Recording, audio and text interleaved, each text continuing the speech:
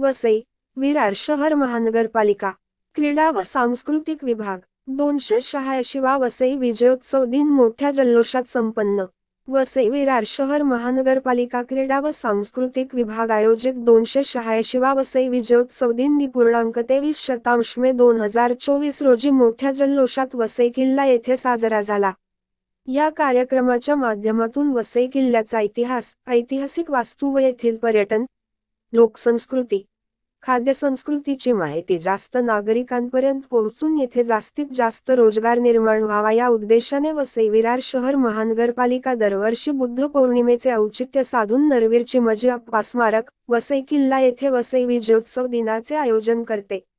कार्यक्रमाचा शुभारंभ परंपरेप्रमाणे श्री कच्छेश्वर देवी मंदिरात उपायुक्त सदानंद पुरव यांचे हस्ते पूजा अर्चना करून व माजी महापौर राजीव पाटील, माजी सभापती पंकज ठाकूर, माजी नगरसेवक विलास बंधू चोरगी, माजी सभापती प्रितेश पाटील कच्छेश्वर उत्सव असताना सुद्धा आपल्याला का असेल करावं लागतं। सर्वप्रथम मी वसई विरार महानगरपालिका कार्यक्षेत्रातील सर्व नागरिक पदाधिकारी बंधूंना आणि भगिनींना बुद्ध पौर्णिमेच्या हार्दिक शुभेच्छा देतो। आणि आज आपण वसई विरार महानगरपालिकेमार्फत वसई विजय उत्सव हा 286वा आहे, हा आपण साजरा करतो आहे। तांत्रिकदृष्ट्या आत्ताही आचारसंहिता चालू आहे, तसंच 6व्या आणि 7व्या फेजचं इलेक्शन देशामध्ये इतर राज्यांमध्ये सुरू आहे। त्यामुळे तांत्रिकदृष्ट्या आचारसंहिता अजूनही संपुष्टात न आल्यामुळे आपण ह्या कार्यक्रम फक्त पुष्पमाला अर्पण आणि बौद्ध पौर्णिमा साजरी करणं एवढ्यावर सीमित केलेलं आहे। आणि असे भविष्यामध्ये आपले वेगवेगळे कार्यक्रम या ठिकाणी आपण घेत असतो आणि एक चांगली मोठी सांस्कृतिक नगरी म्हणून वसई आपली पुढे येत आहे, एक चांगल्या नावारूपाला येत आहे। सर, दरवर्षी कार्यक्रम 3-4 दिवसाचा असतो, यावेळेस काय आचारसंहितेच्या कारणामुळे आपण त्या कार्यक्रम थोडा आटोपता घेतलेला होता। पुढच्या आश्वासन दिले सरांनी।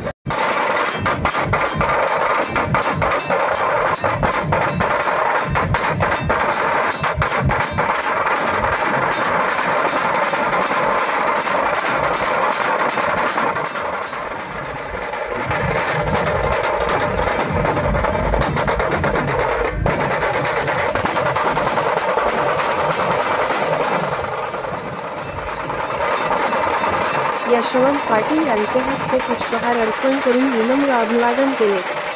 यावेळी माजी महापौर प्रवीण शेट्टी, माजी महापौर नारायण मानकर, संदेश जाधव, प्रकाश बनवाळी, संतोष वळवईकर, राजन नाईक, रफी ठाकूर तसेच सर्व करत राज्य केलं।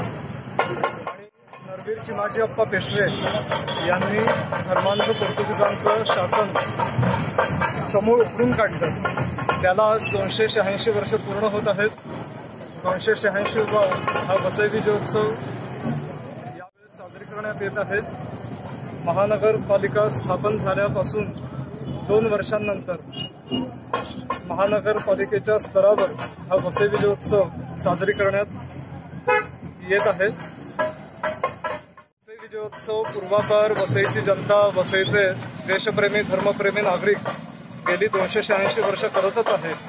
पण वेदमूर्ती धनंजय शास्त्री वैद्य यांच्या मार्गदर्शनाखाली महानगरपालिकेचे प्रथम महापौर राजीव पाटीलजी यांनी मनावर घेतलं आणि महानगरपालिकेच्या स्तरावर हा वसई विजयोत्सव भव्य प्रमाणात सुरू केला। तर त्यासाठी महानगरपालिका, महाराष्ट्र सरकारचं पर्यटन विभाग यांचे समस्त वसईकर खूप खूप आभार मानतात। या वसई विजयासाठी आपले एकूण 21,000 मावळे कामी आले। त्यांना श्रद्धांजली म्हणून हा वसई विजयोत्सव साजरी करण्यात येतो। वसईवर विजय मिळवल्यानंतर फक्त हिंदूंनीच नाही तर ज्यांच्यावर अत्याचार झालेले ते नेटिव्ह म्हणजे वसईतच राहणारे पण पोर्तुगीजांनी बाटवलेले अशांनी देखील जल्लोष साजरी केला। कारण आता आम्ही खऱ्या अर्थाने मुक्त झालो। तर या वसई विजयोत्सवात सर्व धर्मीय नागरिक सहभागी होत असतात। चिमाजी अप्पांना कल्याणच्या सुभेदाराने देखील 400 सैनिक मदत म्हणून दिले होते। त्यामुळे सर्व धर्मीय नागरिक या वसई विजयोत्सवात आनंदोत्साहाने दरवर्षी सहभागी होतात। यावर्षी आचारसंहिता असल्यामुळे या वसई विजयोत्सवाचं स्वरूप महानगरपालिकेने कमी केलेलं आहे. पण मला वाटतं अशा उत्सवांवर आचारसंहितेचा परिणाम पडता कामा नये आणि अशा पद्धतीचे उत्सव आचारसंहिते व्यतिरिक्त आचारसंहिता लक्षात न घेता पार पाडायला हवे. सरकारने तशी परवानगी द्यायला हवी.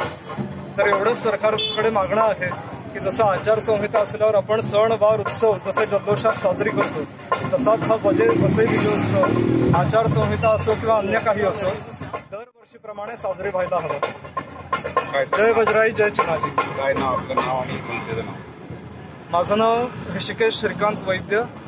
वसईमध्ये आमची वसई नावाची एक सामाजिक संस्था आहे, त्याचा मी अध्यक्ष आहे. आमची वसईचे आपले कार्यकर्ते आपल्याला मागे दिसत आहेत. आणखीन बाकीचे कार्यकर्ते मशाल यात्रेबरोबर येत आहेत. धन्यवाद. बरोबर, परफेक्ट नाव सांगायचं नाव झालं, सांगितलं.